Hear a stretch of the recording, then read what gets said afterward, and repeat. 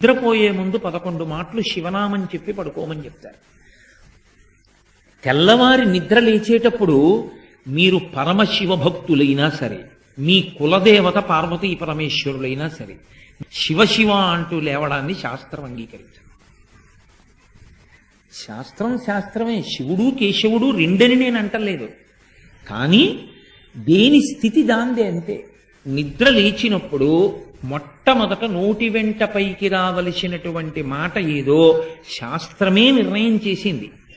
ఇంకా వేరొక మాట ఏదీ నోటి వెంట రాకూడదు. మొట్టమొదట తెలివి రాగానే రావలసిన మాట ఒక్కటే, అది 3 మార్లు పలికి లేవాలి మనసం మించింది.